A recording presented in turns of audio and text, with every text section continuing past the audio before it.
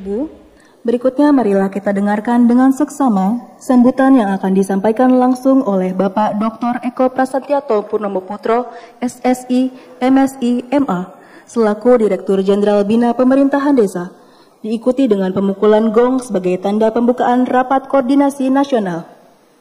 Silakan Pak Eko.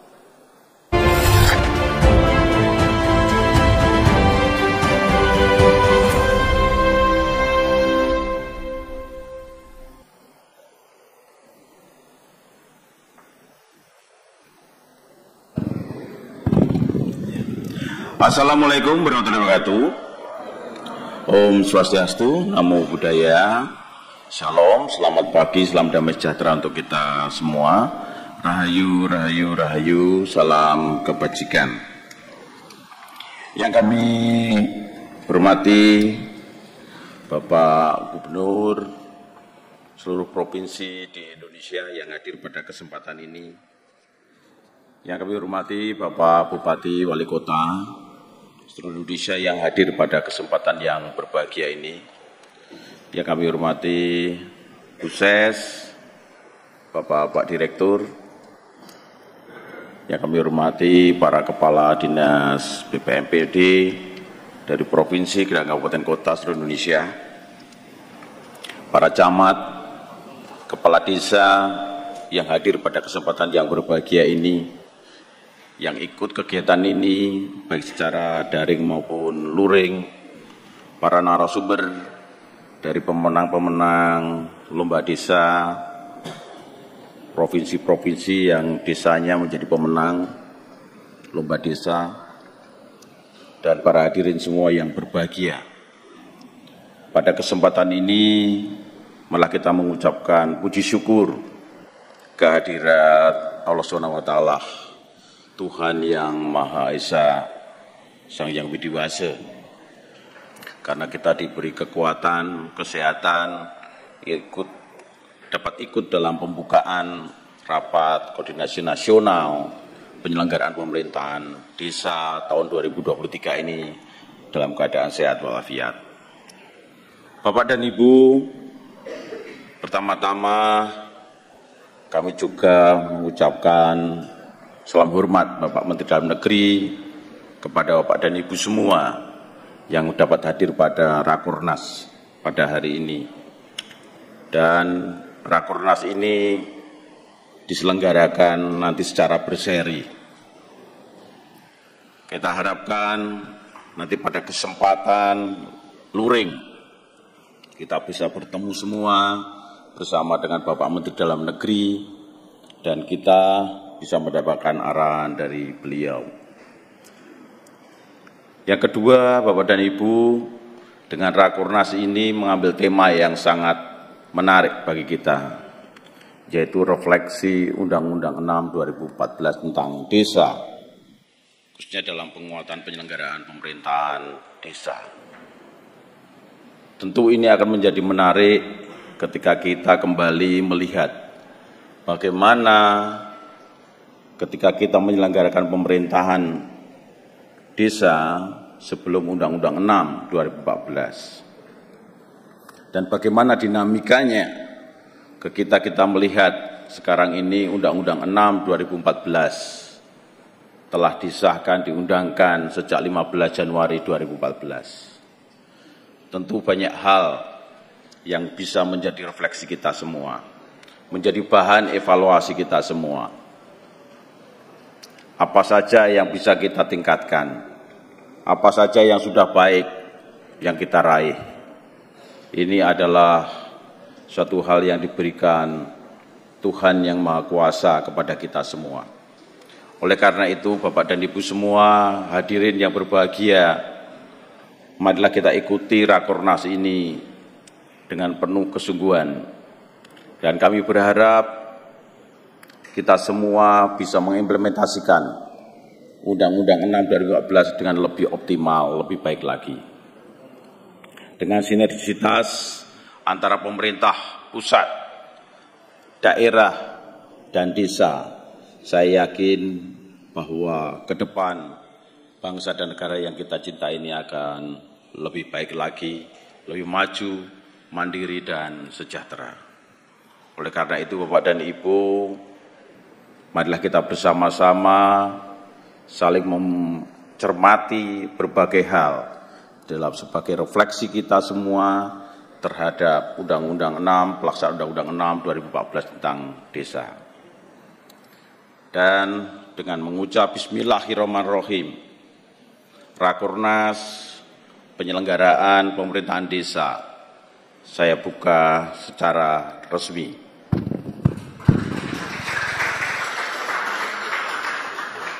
Demikian, wabillahi taufiq wal hidayah.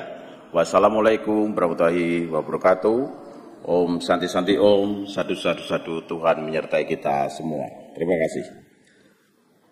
Tema kali ini cukup menarik untuk kita, yaitu mengenai refleksi Undang-Undang 6 2014 tentang desa.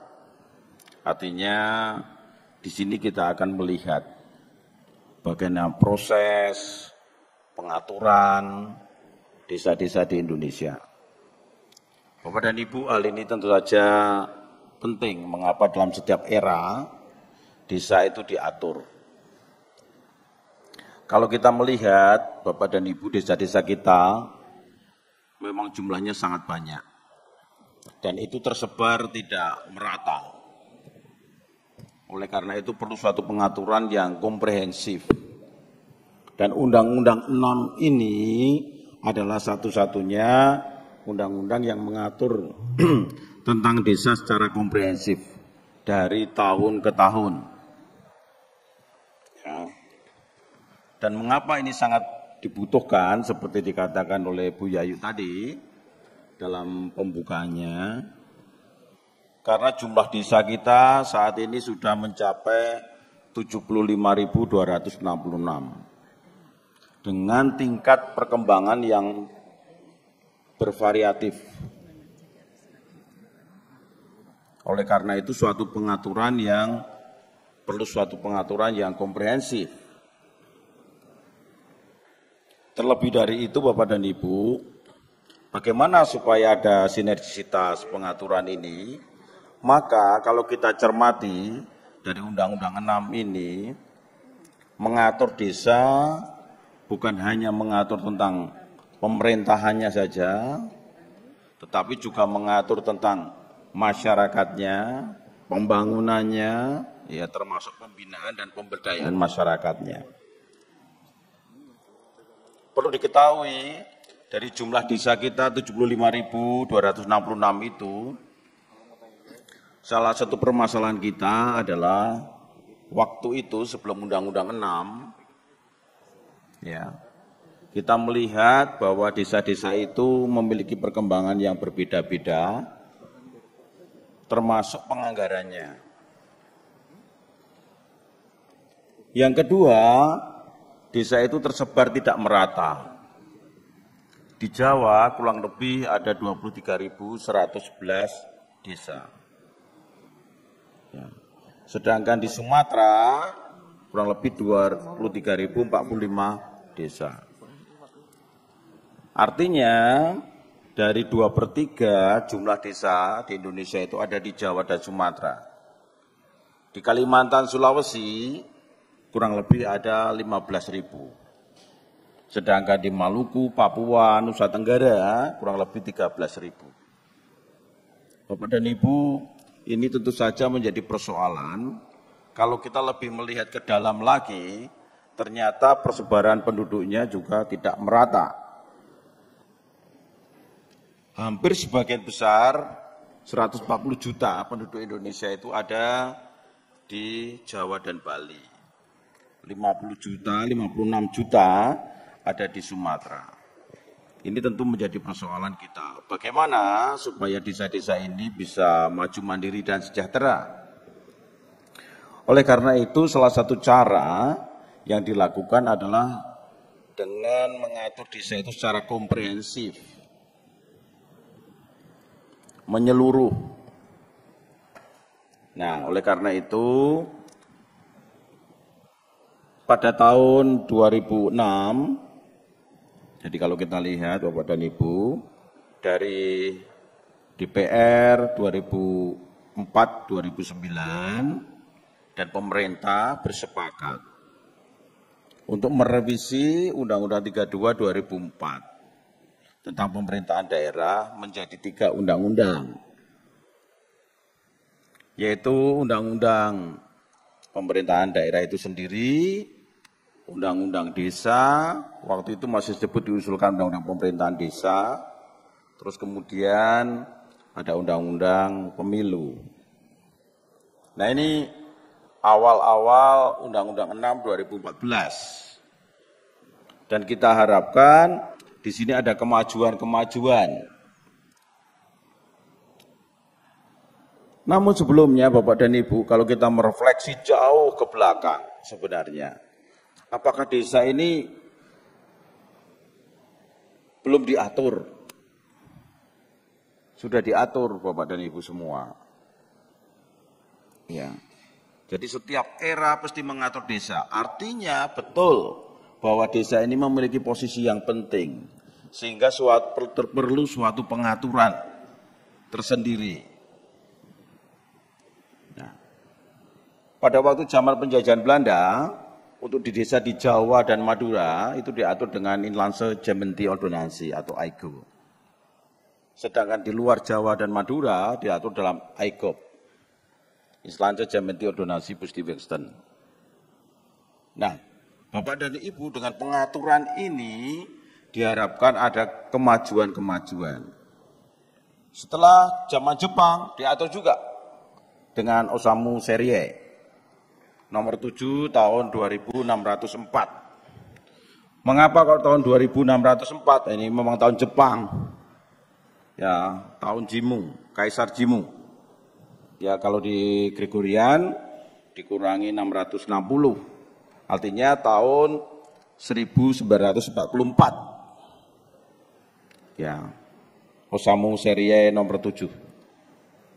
Nah, kemudian ketika zaman kemerdekaan, ternyata banyak sekali regulasi yang mengatur.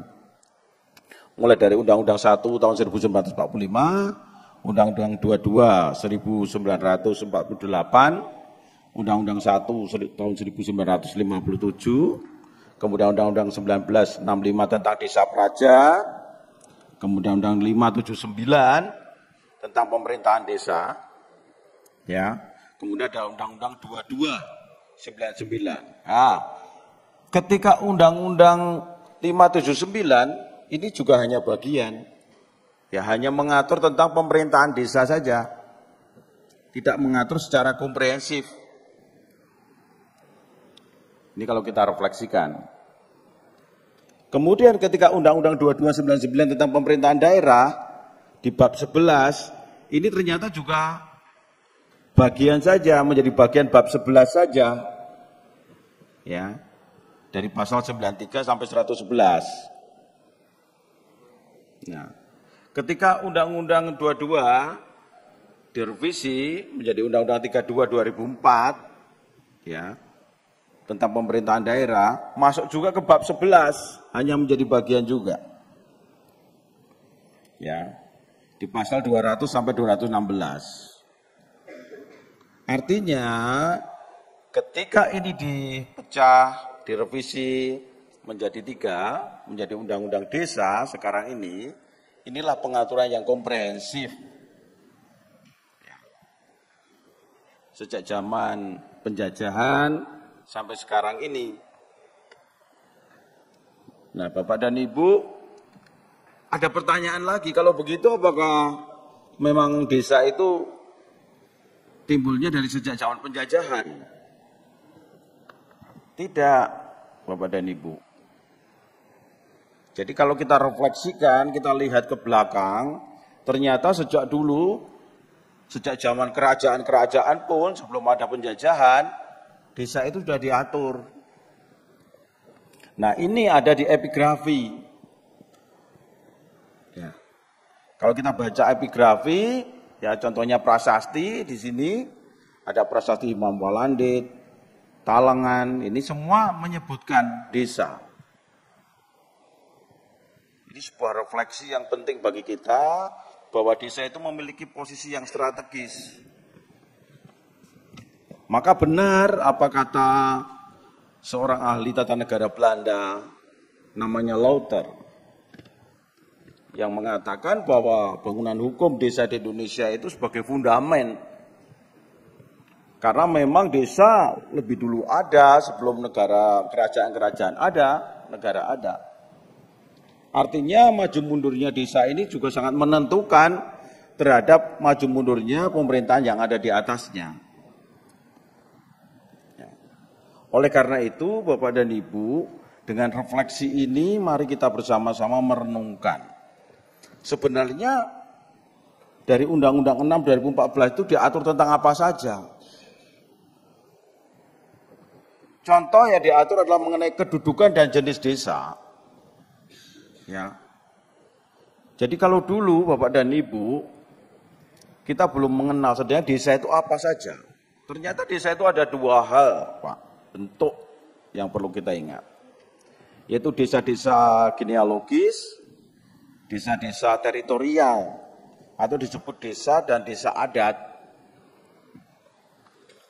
Nah, ini diatur sendiri juga desa adat nanti di bab 13 tentang kekhususan desa adat. Artinya Bapak dan Ibu, pengaturan ini lengkap dari sini. Kemudian diatur juga mengenai masalah penataan desa, kewenangan desa, penyelenggaraan pemerintahan desa. Kemudian diatur juga mengenai hak dan kewajiban masyarakat dan desa. Nah, ini Bapak dan Ibu perlu kita pahami, pengaturan-pengaturan ini tidak ada di aturan yang sebelumnya. Kemudian diatur mengenai masalah peraturan desa, keuangan dan aset desa, pembangunan desa, BUMDes, kerjasama desa, lembaga kemasyarakatan desa dan lembaga adat desa, kekhususan desa adat. Nah, kemudian diatur juga mengenai masalah pembinaan dan pengawasannya. Artinya ada sinergisitas antara pemerintah pusat, daerah, dan desa. Kemudian kalau kita lihat lagi ada hal yang baru di sini. Di samping tadi hak dan kewajiban diatur, kedudukan dan jenisnya, ada juga dana desa. Dan perubahan alokasi dana desa. Kalau alokasi dana desa dulu digunakan untuk pembangunan, sekarang digunakan untuk penghasilan tetap dan tunjangan. Sedangkan dana desa, hal yang baru, yaitu anggaran dari APBN untuk desa. Ini kita wajib kita syukuri. Dan perjuangan ini dari 2006, baru undang-undang ini bisa disahkan pada tanggal 15 Januari 2014. Artinya 8 tahun kemudian. Ini sebuah perjuangan bersama yang tidak mudah. Oleh karena itu mari Bapak dan Ibu kita isi bersama perjuangan ini dengan implementasi yang lebih optimal. Bagaimana untuk memajukan 75.266 desa yang tersebar di kurang lebih 7.277 kecamatan, 416 kabupaten, 98 kota, 38 provinsi di Indonesia ini. Nah, langkah-langkah strategis yang kita lakukan apa, Bapak dan Ibu? Tentu saja kalau kita ringkas sebenarnya ada 3 hal penting. Yaitu yang pertama adalah yang menyangkut mengenai pemerintahan. Kalau kita berbicara pemerintahan, urusan pemerintahan, baik itu di Undang-Undang 23 2014 maupun di Undang-Undang 6 2014 tentang desa, adalah penyelenggaraan pemerintahan dan kepentingan masyarakat. Artinya pemerintahan dan masyarakat itu sebenarnya tidak bisa dipisahkan satu dengan yang lain. Ya. Ini merupakan satu kesatuan. Nah, maka di dalam Undang-Undang filosofinya sebenarnya local self-government dan self-governing community. Itu satu kesatuan ini. Bapak dan Ibu yang saya hormati, kalau kita renungkan lebih jauh, ternyata dengan perjalanan ini, inilah kesempatan Bapak dan Ibu semua untuk mengimplementasikan Undang-Undang 6 ini lebih bagus lagi.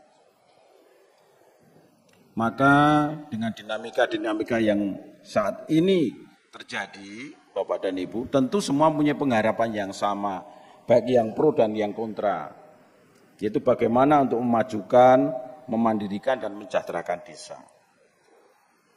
Maka kebersamaan, kegotong royongan di antara kita bersama, baik dari pusat, daerah, sampai ke tingkat desa adalah sangat-sangat diperlukan. Perbedaan pendapat saya kira adalah hal yang wajar dalam suatu iklim demokrasi. Namun bagaimana perbedaan ini bisa meningkatkan dinamika untuk kemajuan desa-desa di Indonesia, saya kira itu hal yang sangat penting bagi kita. Nah, implementasinya bagaimana Bapak dan Ibu? Di pusat Bapak dan Ibu saat ini kita sedang berusaha keras bagaimana untuk meningkatkan, menguatkan penyelenggaraan pemerintahan desa, pembangunan desa.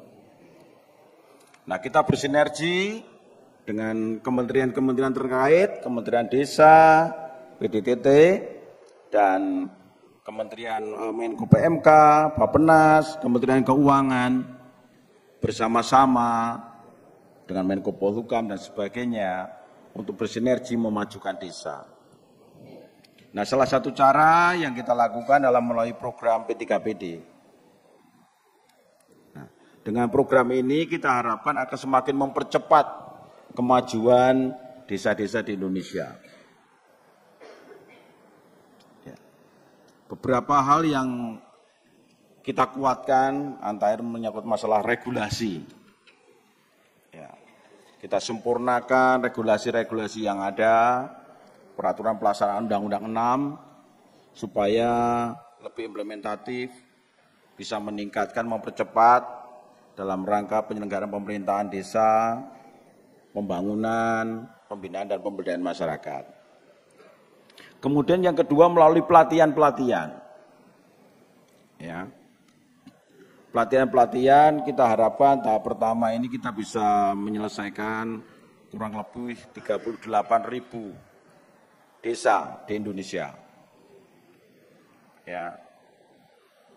Dari target kita 67.000. Ini upaya-upaya yang kita lakukan. Nah, apa saja Bapak dan Ibu yang kita sasar, siapa saja di sini? Adalah lembaga-lembaga, aktor-aktor yang ada di desa. Siapa itu? Pemerintah desa, kemudian yang kedua bersama dengan perangkat desa tentu saja. Kemudian ada LKD-nya, mulai dari PKK, Karang Taruna, Posyandu, kemudian LPM, ya, ini adalah RT RW, ini adalah lembaga-lembaga kemasyarakatan yang akan kita tingkatkan kapasitasnya. Kemudian kita berusaha keras memperbaiki berbagai aplikasi yang ada. Ya. Di dalamnya termasuk adalah profil desa dan kelurahan, yang selama ini memang kita harapkan menjadi data, bank data bagi desa-desa di Indonesia. Nah, tentu saja perbaikan ini menyangkut banyak hal. Ada 3 hal.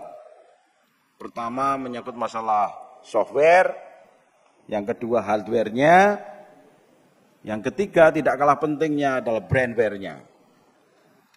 Dan untuk brandware-nya ini sudah kita atur jelas sekarang ini siapa pelaksana, penanggung jawab, ketua, ya di dalam Permendagri 84/2015. Nah, dengan harapan seperti ini, maka kita harapkan ke depan, Bapak dan Ibu, dengan ketentuan ini, maka desa-desa akan lebih cepat dalam mengisi profil desa dan kelurahan. Ya, demikian software juga dengan demikian kita harapkan ini akan lebih maju. Kalau softwarenya, brandware-nya, hardware-nya kita majukan, kita perbaiki, kita revitalisasi, akan mempercepat kemajuan. Ya. Kemudian Bapak dan Ibu ada Siskudes. Nah, Siskudes itu terus berproses dan kita harapkan nanti akan dijelaskan lebih lanjut dengan Bapak Direktur. bagaimana untuk memajukan pengelolaan keuangan desa. Ya, kita tingkatkan dari sistem aplikasi ke web, nanti kita lihat, kita evaluasi, kita uji coba, kita lakukan bimbingan teknis, ya akan melihat kemajuan. Termasuk juga Sipades. Nah, ke depan kita harapkan semua program ini akan dalam satu jendela yang namanya profil desa kelurahan. Sehingga akan memudahkan kita dalam kita melakukan pembinaan dan pengawasan. Kemudian daripada itu Bapak dan Ibu, yang kita atur juga di samping menyangkut masalah regulasi pelayanan, kita juga membuat model-model percontohan. Menurut Permendagri 81 2015 Bapak dan Ibu, desa-desa juara ini dijadikan model percontohan. Kita punya catatan di dalam Permendagri 81 2015 mengenai desa-desa di Indonesia, termasuk yang juara. Nah, yang juara ini tentu tidak ada yang sempurna. Nah, bagaimana untuk mendekati kesempurnaan itu? Yaitu dengan mencatat berbagai hal di dalam Permendagri 81 beserta lampirannya, kita bisa melihat. Kita bandingkan dengan data profil desa, maka kita akan mengetahui sebenarnya desa-desa itu seperti apa. Kalau ibaratnya nilainya 100, dia mencapai nilai berapa sehingga dia juara. Terus apa yang perlu kita tingkatkan lagi? Nah, itu kita jadikan model. Nah, artinya model ini sebagai tempat pembelajaran kita juga bersama. Bapak dan Ibu yang berbahagia, dengan demikian kita harapkan dari refleksi ini ada implementasi yang lebih bagus. Oleh karena itu, untuk mengakhiri apa yang saya sampaikan pada kesempatan ini, kami berharap semuanya bersinergi, baik di antara pemerintah daerah, desa, maupun pihak-pihak ketiga atau entrepreneur. Mari bersama-sama kita bangun desa kita semua. Demikian juga para akademisi dimanapun berada. Mari kita curahkan pemikiran kita untuk kemajuan desa-desa kita di mana kita berada. Saat ini kita juga berharap bekerja sama dengan berbagai perguruan tinggi, termasuk di dalamnya sekarang ada IPDN, ada IPB yang juga meningkatkan untuk kemajuan desa. Kami berharap juga untuk perguruan tinggi yang lain, ya dari Unpad dan sebagainya, UGM, UI, bersama-sama ya bersinergi untuk memajukan desa-desa di Indonesia dengan melakukan program magang dan sebagainya. Ini saya kira hal yang sangat bagus. Kemudian kita harapkan juga Bapak dan Ibu mass media. Kita sangat berterima kasih dengan mass media yang telah selalu mensupport kita semua sehingga kita bisa mengetahui berbagai perkembangan informasi yang ada. Demikian juga masyarakat luas. Mari bersama-sama memberikan masukan, informasi untuk kemajuan desa. Dengan sinergi ini saya harapkan desa akan dapat maju mandiri, sejahtera, seperti apa juga yang dikatakan oleh Bapak Presiden di dalam suatu kesempatan mengenai visi Indonesia 2045. Ya, dengan demikian Bapak dan Ibu, kemajuan desa ini juga akan mendukung berbagai kemajuan-kemajuan yang ada di Indonesia, termasuk pemerintahan yang ada di atasnya. Terima kasih Bu Yayu. Demikian Bapak dan Ibu yang bisa saya sampaikan, dan mungkin saya ucapkan selamat berdiskusi kepada kita semua dalam rapat koordinasi yang sangat penting ini. Saya akhiri, wabillahi taufiq wal hidayah. Wassalamualaikum warahmatullahi wabarakatuh. Om Santi Santi Om. Satu, Tuhan menyertai kita semua. Terima kasih.